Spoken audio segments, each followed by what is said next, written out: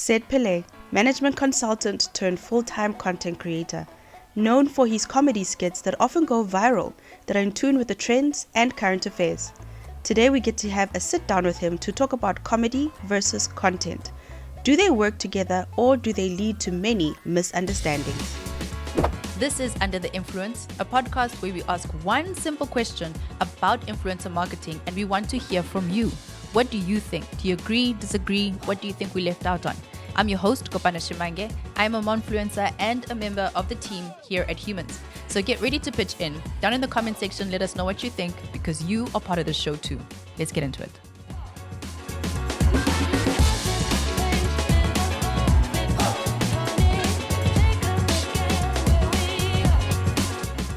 Sed, what's up? Hello, Kopano. So, the question I have for you today is content versus comedy. Mm-hmm. Are they the same thing? Do you feel like you get misunderstood because you have so much laughter and comedy in your content that it makes you miss out on brand opportunities? So, I think coming from a corporate background where you had so much red tape and stuff, it's almost entrenched in my being now. Yeah. So even though I was working for a corporate and a few like multinational corporates, I still had in the back of my mind like, okay, I have to stick to certain rules. Yes. I can't push the boundaries too much when it comes to language, political ideology, that sort of stuff. But the one thing that has helped me throughout this journey is my mother. Really? My mother watches every single one of my videos. So you've got to make sure you're staying in line. I am clean cut. When I did those comedy shows last year in front of 1,200 people each, not a single swear word, not a single, Your mom is keeping you honest. She keeps me honest, but she also reminds me I have a very young following. True. I mean, singing about load shedding, it doesn't really attract the older demographic that much. It's the younger kids who like the songs and stuff. Yeah. So I think that has helped me along my journey kind of keep disciplined. True. In terms of the content. So yes, I like to poke fun at things. Yeah. But I don't push too many boundaries that have stopped me from getting brand deals. No. So do you think that you do that for your mother or do you do that for your brand? It's a bit of both. Yeah. I'll only engage with brands that, even though I'm 30 now, I'm still a mama's boy. And now I'm becoming a bit of a wife's man. So if my wife is not proud of anything I'm doing, then I won't do it. So true. That's amazing. And it's the same with brand deals. Like I get approached by a lot of places and a lot of brands that, yes, they'll be willing to throw any amount at you. But you ask yourself, does it align with you, your values? Yes, yeah. Would you be proud to push it out to your kids once I have kids?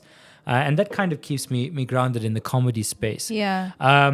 But to kind of touch on what you asked, when it comes to brand deals and adding that comedy, there's definitely a bit of limitation there as well. Yeah.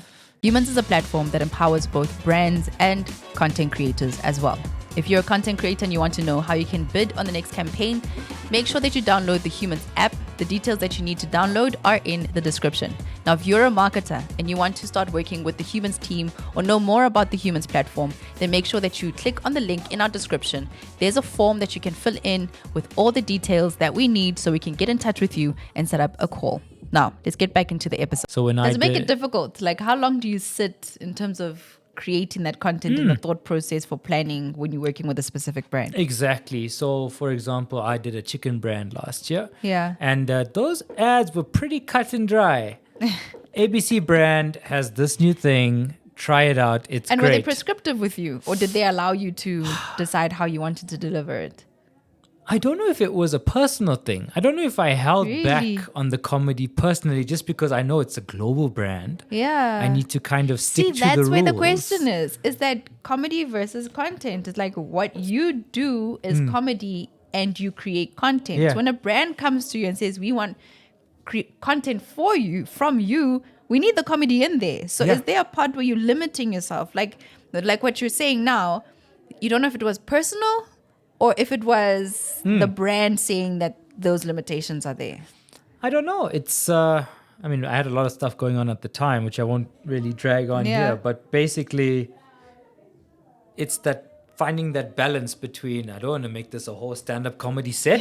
Yeah. I want to get some laughs, but I also want to push the product. So it's about finding that balance now. Yes. I think what really helps me is including my wife in ads. Yes. Because that's very natural when we do that. I recently did an ad for a big card company, a transaction merchant, and they had no questions at all of me including her in these ads because it added that couple comedy, which people really relate to and they gravitate to, and that really helped. So I think, long story short, you have to kind of be very responsible when it comes to comedy in content for clients. True.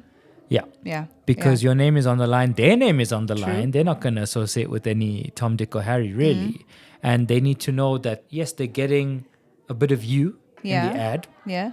But the brand message is coming through as well. But what I am learning, just to close off that topic, I learned from my friend Vafa Naragi, who's an amazing stand-up comedian. So what he does in his ads is subtlety. Okay. He's very, very subtle about, he'll even have the brand in the background. Oh, yeah. He won't even talk about it. He did a car company the other day and he didn't mention the car once. And that's something that It was like an elephant in the room. The brand was like... not even in the room because he's in the car itself. Okay, cool. But he didn't mention it. But there were people commenting, oh, that's the this and this car. Oh, yeah. So I think when it comes to brands, the whole, hey, I'm Sed Pillay and I use this, blah, blah, blah, that doesn't work anymore. No. It worked in TV in yesteryear. Yes. But nowadays, it's all about subtlety. People are consuming content. Yeah. They're not consuming ads. Yep. I mean, everybody knows the soft drink company that was pushing like crazy in December, and people would just swipe up immediately. That it would almost create a negative perception in the mind of the consumer when you're bombarded with these ads. Yeah. Whereas if it comes naturally, like, I mean, our fans, they don't mind us making a living this way. Yes. But they also don't And want it's to more be open now. Like it's part of the conversation. Exactly. That if you're going to follow this person and they have this type of life, then you are going to see this type of content. So it's part of the conversation that you're already having naturally. And it's not like we're trying to trick them into... Exactly. But the thing with myself personally is you have to try and always avoid that tag of, oh, money grabber. Oh, he sold out. Yeah. Oh, look, everything's sponsored by Sed now. Very but true. yeah, no, that's where I stand on that. I love this conversation and you'll have to become a frequent flyer because I've got 2 questions for you. Yeah. The first one is about selling out your audience. Okay. Which happens quite often, Yeah. right? Obviously, because the money sometimes is really good. And secondly, when you mention paid content, you keep calling it an ad. And I want to know, like, from your thinking, when you call it an ad, is it for your process or do you feel as though you are creating an advert for brands? But we'll answer that in another episode. Okay. So thank you so much for making time for us. Thank you. Thank you Really for having enjoyed me. this one. This was awesome. All right. So it's up to you guys now, the listeners and the viewers of this podcast, to let us know, what do you think about this topic, content versus comedy, and trading that thin line between what is right and what might just make a brand go viral for the wrong reasons. Absolutely. And just to say, do brands want you to create content because you've got like a viral button? Because you've gone viral before. Yeah, a few times. I've noticed the brand deals do come in when videos of mine are doing very well. Yeah. But yeah, like I said, I mean, I play to my Indian demographic. They really like it. Yeah. I think brands understand that as well in the South African context. True. If I need X, Y, and Z done Yes. by this face, they kind of have a list of who they're going to approach now. Okay. Yeah. Nice. Thank you for making time for us. Thank you, Kopana. Cool.